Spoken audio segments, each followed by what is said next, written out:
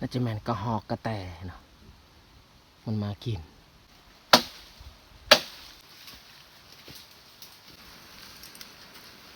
เห็ดหางอยู่เทิงบอนเฮายืนแซ่บเลยใบไม้มาปิดกับข้าวขาบแรงก็ได้แต่สำนี้แหละเขาเปียก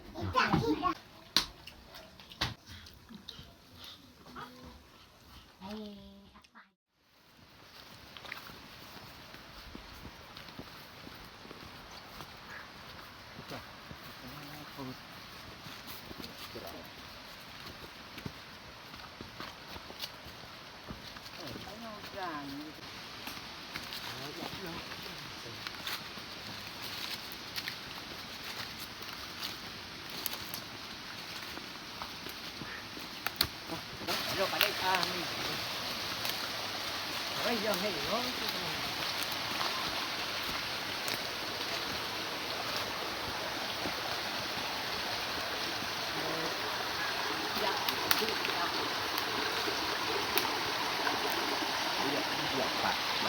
ตัน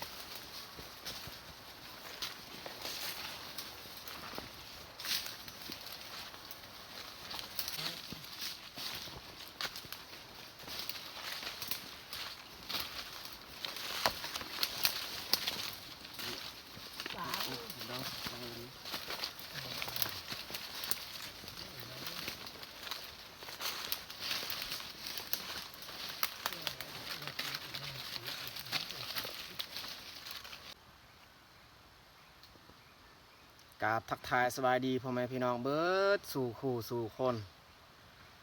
สำหรับวันนี้พวกเฮาก็สิเข้าไปอันนั้นบ้านเก่าบ้านที่เฮาทิมไว้20 ปี30 ปีที่แล้วมื้อนี้มาเยี่ยมมาเบิงก็คือจุดประสงค์มื้อนี้นี่แม่นเฮาเข้ามาอันเฮ็ดอันนั้นบ่อนที่เฮาขึ้นเจาะน้ำตาวเพราะว่าอีกบ่ดนก็เฮามีงานที่เฮาต้องเฮ็ดก็เลยต้องเกียมไว้น้ำตาวก็คือกินแบบว่าแทนเหล้าแทนเบียร์ได้เนาะเฮาต้องเตรียมพร้อมแล้วไปวันนี้ก็แม่นไป4 คนเนาะมีพ่อแล้วก็น้องชาย2 คนแล้วโอเคมาแต่ทุกคนติดตามเบิ่งติดตามชมกับพวกเฮาได้ในคลิปนี้ก่อน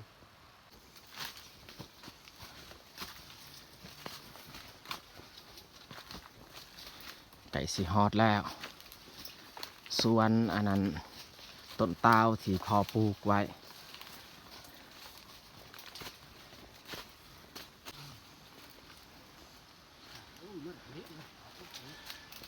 ตอนนี้พอเฮาย่างมากกับฮอดจุดสวนต้นตาวที่พอปลูกไว้อันนี้กับแมนล่างบ้านปีก่อน20 ปี40 ปีที่แล้วอยู่เทิงเนี่ยแมนหมู่บ้านอันนี้แมนล่างบ้านก็คือโบนี่แมนบอนสวนที่พอปลูกต้นตาวแล้วก็ปลูกอันนั้นหมากจันพอบอยู่นี่หมู่บ้านนี้กับเขาทีมสวงคอยย่างน้อยคือกัน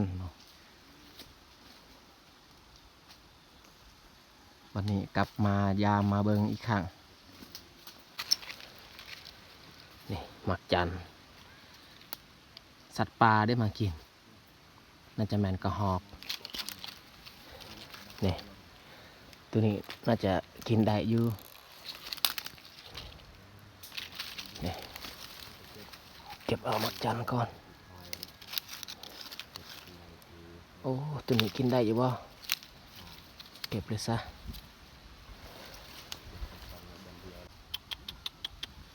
น่าจะแมนกระหอกกระแตเนาะ มันมากิน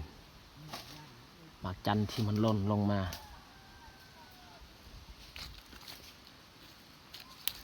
อันนี้ตัวมันกินใหม่ๆนี่น่าจะแมนคืนนี้ nó để tập ở nơi คันโมแมนก็ฮอกกับตัวนูมากิน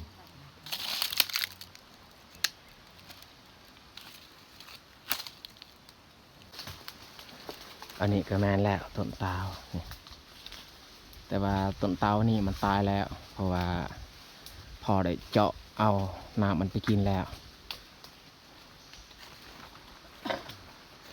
ฮันต้นที่งามสูงพร้อมนี่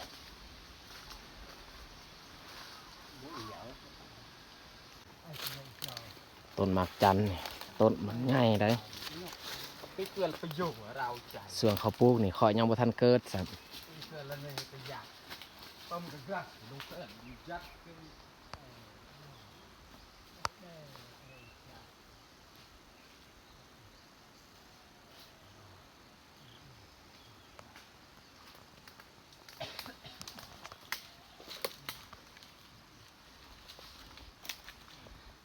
ส่วนต้นตาวของพ่อปลูกเนี่ยแมนฮอดเทิงพุ่นแหละบ้านที่กระเจ้าอยู่แมนอยู่เทิงมันก็บ่ได้เพียงดอกพ่อนี่เกิดอยู่บ้านนี้เนาะบ้านที่กระเจ้าที่มันนี้พอเกิดคอยก็เกิดอยู่นี่คือกันแต่คอยบ่ทันฮู้ส่วนเขาย้ายไปบ้านที่เฮาอยู่ปัจจุบันนี้ต้นไม้ใบหญ้าก็ใหญ่สูงแล้วสาวปลายกว่าปีแล้วเฮาทิมหมู่บ้านนี้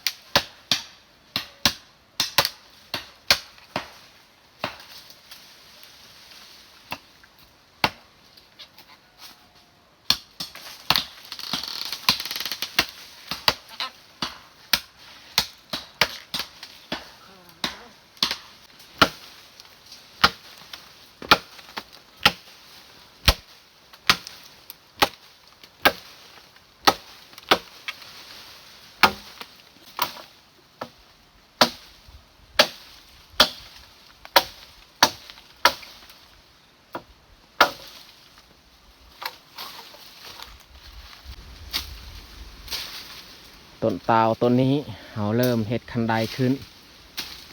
สูงนะทุกคนเลย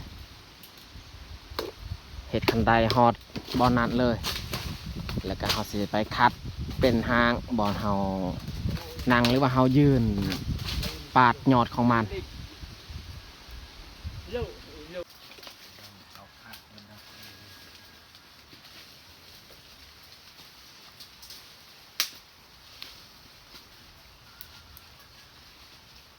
phát thì trái gắt rồi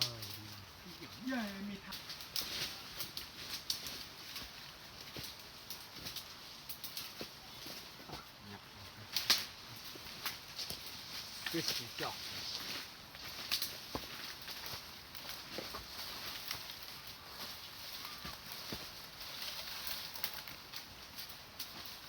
cái gì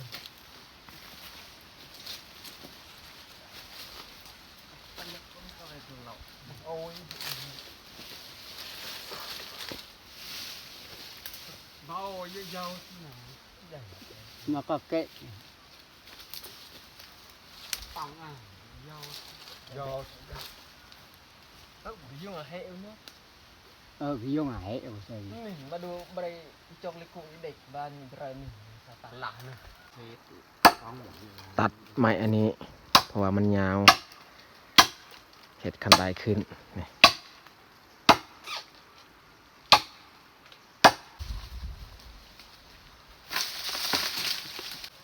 เบายิงขึ้นไปมัดบอนต้นตาวมัดให้มันแน่นแล้วจึงเฮาสามารถไปเห็ดบอนเฮานั่งหรือว่าเฮายืนปาดยอดของมัน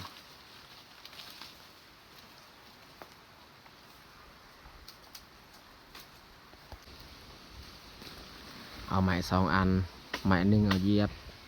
แล้วก็อันนึงอีกเขาจับเวลาเขาขึ้นไป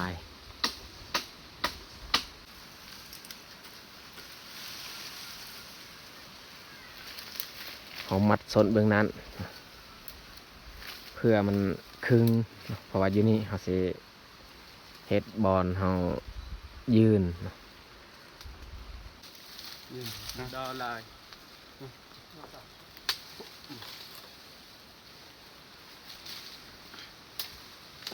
จาก progress นี่ได้กัน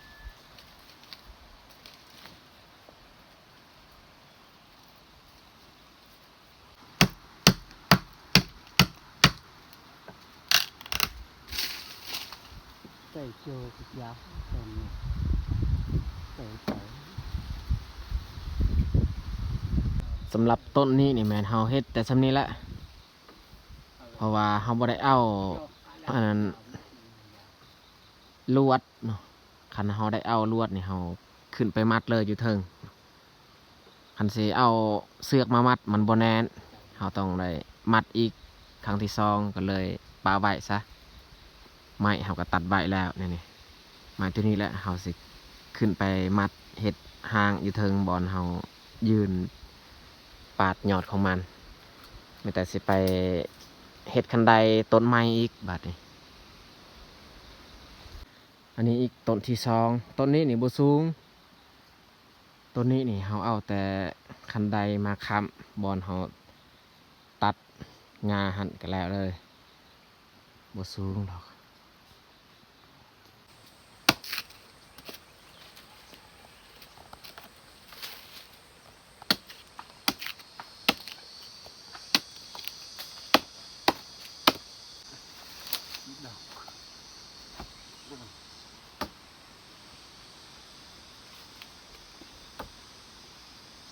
ตัวนี้นี่น่าจะนานอยู่เพราะว่าเราได้บากบอนกกของมัน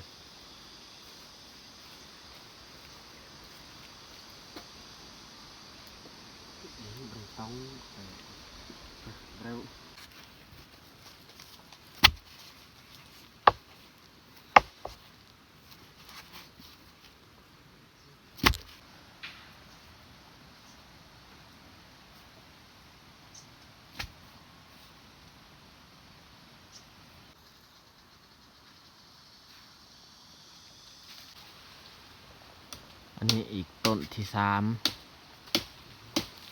เอามาเฮ็ดคันไดหูนู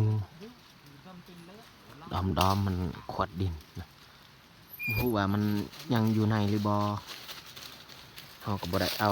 จกเสียบมา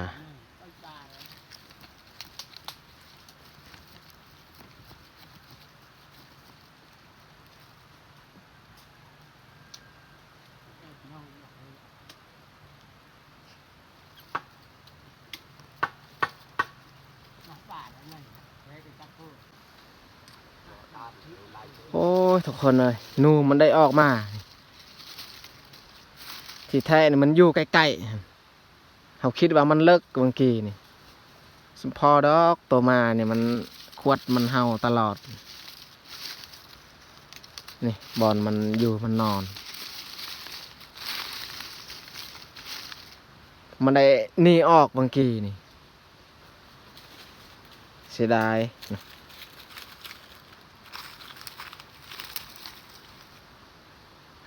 มันนำห้าในป่ามันบ่ได้แล้ว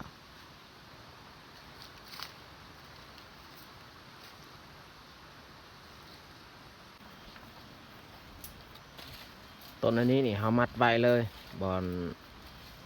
เขาขึ้นเหยียบเวลาเขาปาดยอดของมัน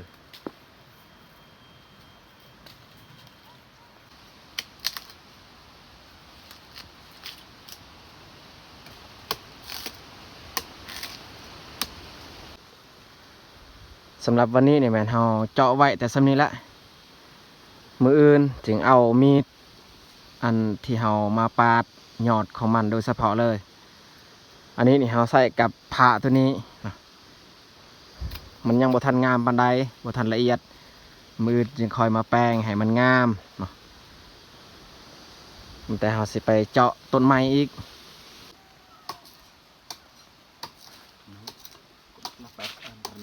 ย่องจอกเลย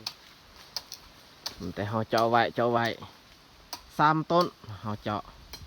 ส่วนอีกต้นที่4นี่แมน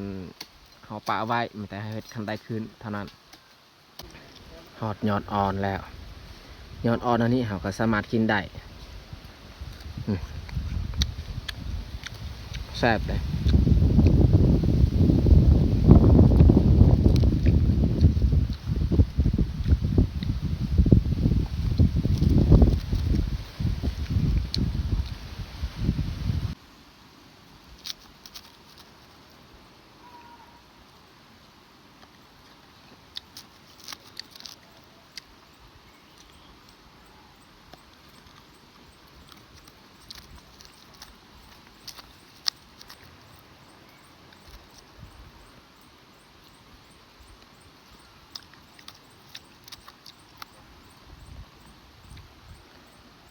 ถือว่าแล้ว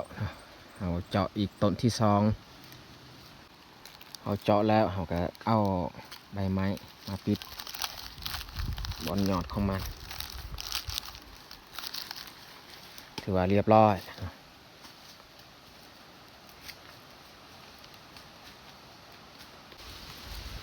ต้นที่4นี่แมนเราบ่ได้เจาะปะไว้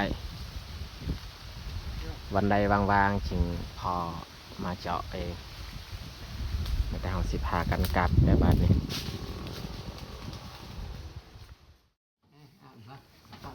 หลังจากเราเห็ดเวียกแล้วเรามากินข้าวแรงสำหรับกับข้าวขาบแรงก็ได้แต่สำนี้แหละแกงมันก็ลวกผักจำแจวส่วนอันนี้แมนข้าวเปียก tới trăm ở bậc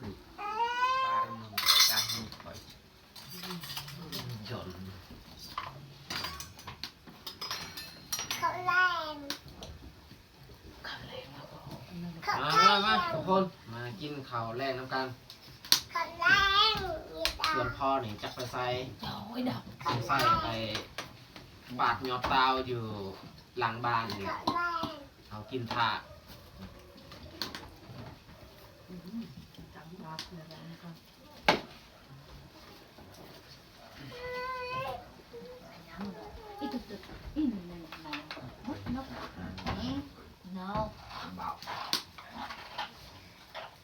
ตอนแรงวันนี้นี่กินข้าวอยู่บ้านอะไรกินข้าวในป่า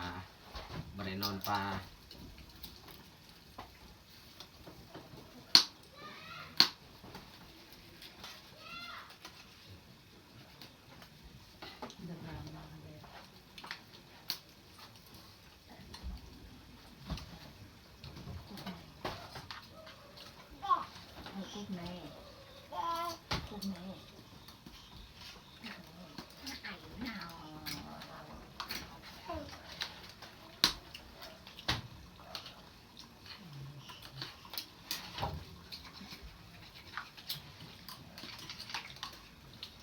มาบักกอกกาด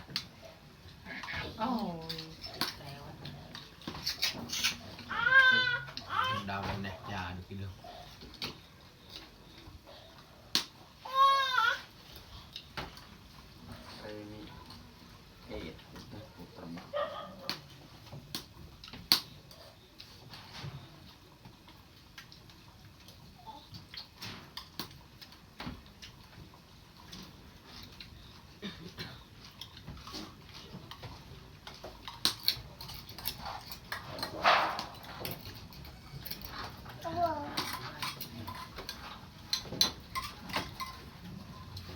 จ้ายังเลย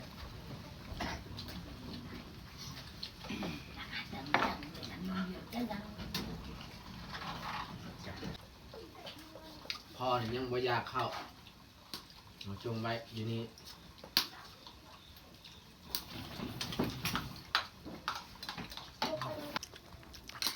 ยังดำมุดบิกไล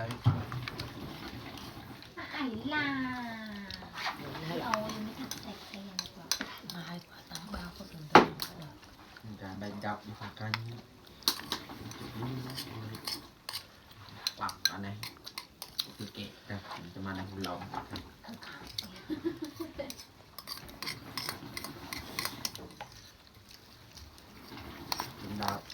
ยังชาวอยู่ đợi chụp bì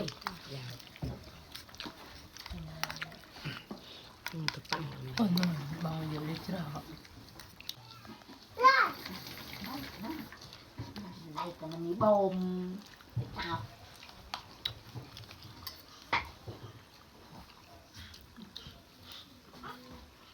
đây hạt tay còn tay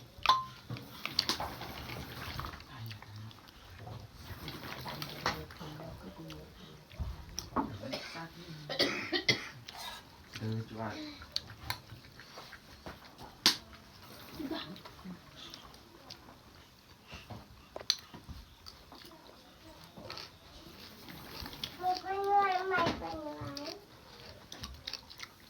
mặt đầu còn là em hai nhi phải giặt cái tay yang tay xanh nó tới tay người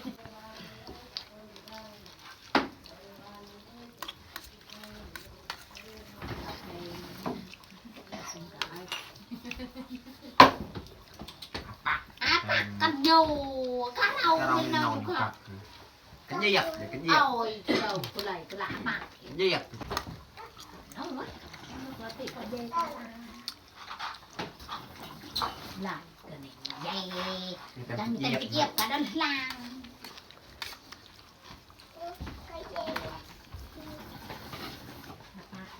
dây cả đây là bị dây cả nhưng không đâu không đâu năng năng năng năng ta bừng mình ra nộp ta đâu bị chơi cả